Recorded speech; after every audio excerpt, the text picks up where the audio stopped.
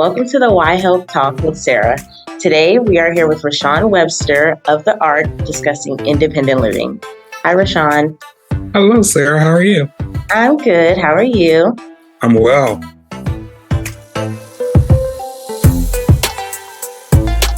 Okay, so tell us about yourself and your organization.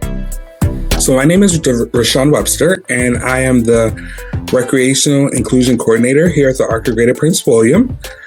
We are an organization that strives to improve the lives of individuals with intellectual and developmental disabilities, and we have been doing that over the last 60 years. Okay, nice. Can you define independent living? Independent living, to me, would be an individual's right to choose who they want to live with, where they want to live, if they want to live with someone else, where they should work, where they should go to school, having their choice. They are the person at the center, and they have the right to choose whatever they want to do. Yeah. Okay. And then why should teens and young adults plan their future? I feel like teens and young adults should plan their future because without a goal, you don't have nothing to look forward to. You don't have nothing to achieve. So therefore, even if you get off course a little bit, having that plan for the future allows you to go back. So maybe, hey, I might step back a little bit. I might lose track a little bit. But as soon as I do that, knowing that, okay, I got to get back on there. And how I'm going to do it is I want to reach living alone, or I want to reach working in an office building. So setting that goal so that you can obtain it. And how does self-advocacy relate to independent living? Because I would say self-advocacy relates because no one knows what someone wants unless you tell them.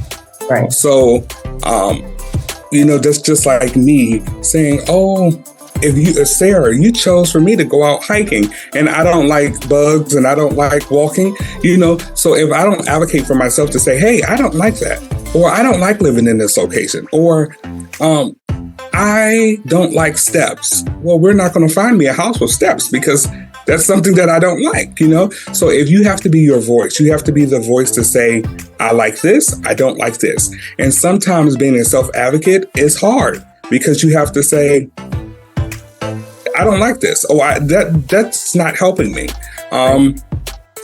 So just knowing what you want and knowing how to voice your wants and needs. Okay. And how do you obtain a driver's license or learn to use public transportation? So here's an ARC we're working with that we're trying to start up programs for those particular things. One thing about it right now would be public transportation. Learning, Rome was not built in a day. So learning, hey, I may get on a bus and I might go to the long location, but that's okay. We're going to try it again the following day. We're going to do it until we get it. So whether it's trying to get a driver's license, well, what steps do I need? Do I need my test read out loud? And if I need it read out loud, what can I do? And how do you obtain a driver's license or learn to use public transportation? So here's an ARC we're working with that we're trying to start up programs for those particular things. One thing about it right now would be public transportation. Learning, Rome was not built in a day. So learning, hey, I may get on a bus and I might go to the long location, but that's okay. We're going to try it again the following day. We're going to do it until we get it. So whether it's trying to get a driver's license, well, what steps do I need? Do I need my test read out loud? And if I need it read out loud, what can I do? What things are at my disposal that I can take advantage of so that I can be successful? I know there's a few apps right now where you can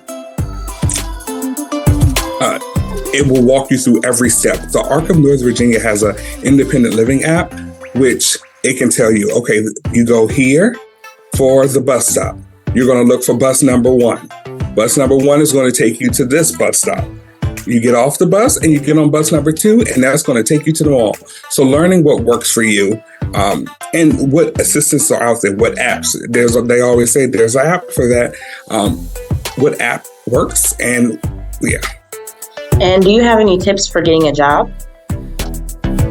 I say getting a job is hard.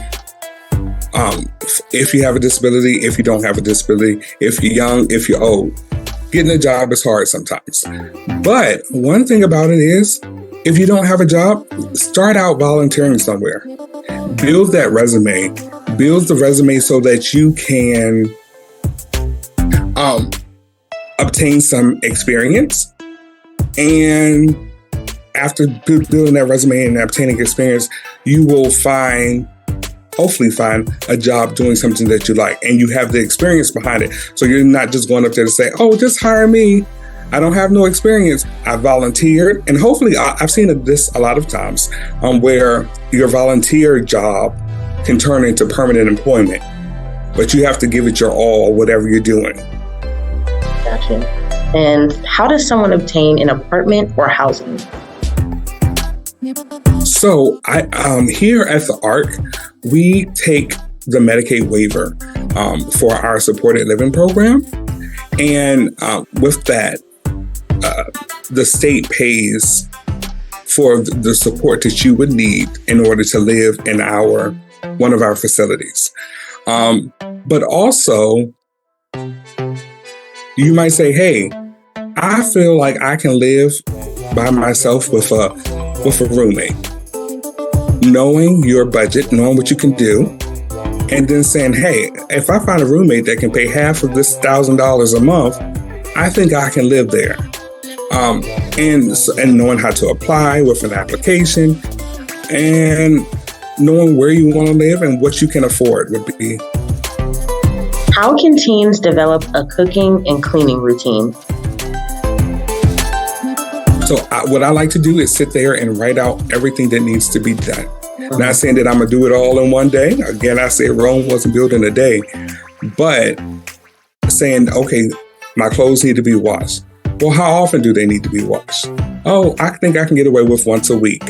So we're going to write down, what do I need to do weekly?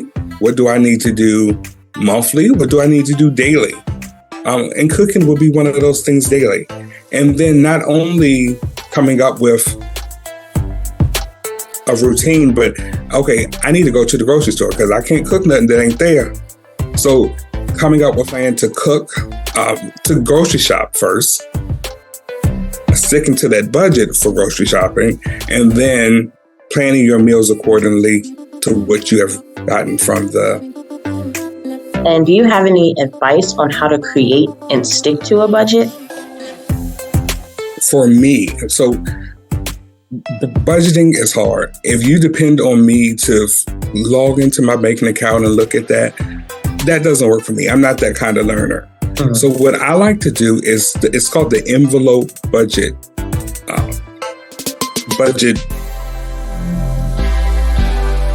It's just an envelope budget. So what you do is write out all of your bills, everything that you needed to do at the beginning of the month, and then you put into different categories those things that are on your budget, and you put them into different envelopes. Now, when the money is gone out of that envelope, you know that you can't spend anymore. So you're constantly seeing it. I'm constantly going in that envelope. If it's entertainment, well, sometimes you want to go out to the movies and you want to go to bowling and then you want to go shopping. But if your entertainment budget is only $100, you're going to learn real quick that, hey, I can't do everything that I want to do. Right. But you have that there, and it's a constant reminder, like, I'm not swiping the card, because sometimes I feel like when you begin to swipe your debit card, if you're not careful, you will have a whole lot of overdraft fees. But just having that cash there, and you can go through it and say, hey, okay, I'm at my last $50. What do I want to do? Do I want to do the movies or do I want to do bowling? But maybe I can't do both this month, but maybe next month I could. Right. Okay. I like that idea. If you are having any challenges with being independent, what could you do? This is big. Ask for help. It's that simple. You know, listen, there's things that I can do great, and there's things that I cannot do. I was living in a house and I needed, I'm not an outside kind of person. So therefore, if you want me to cut a grass, if I see a bug, I'm running, I'm scared, that's not me. But one thing is like, okay, maybe I can't do that person. I can't be the person that does the outside work. But if I ask for help from my cousin, my friend, a staff member, whoever it may be that's in my life to help support me, then if I ask for help, it should be fine. And they should be able to give me the support that I need. Okay. And how can anyone follow or support the ARC? So we're on all social medias, Twitter, Facebook, TikTok, Snapchat, not yet, but we're going to get there. And it's just the ARCGPW. And you can join us, find out activities that we have coming up. Also, you can reach out to me via email at rwebster@arcgpw.org so that I can add you to our mailing list and you can begin to get activities and events and things that are happening. You're staying in the know of what's happening at the ARC. And thank you for watching. Please go to YHELPnow.com and follow at YHELPnow for mental health and life skill resources. Thank you. Thank you.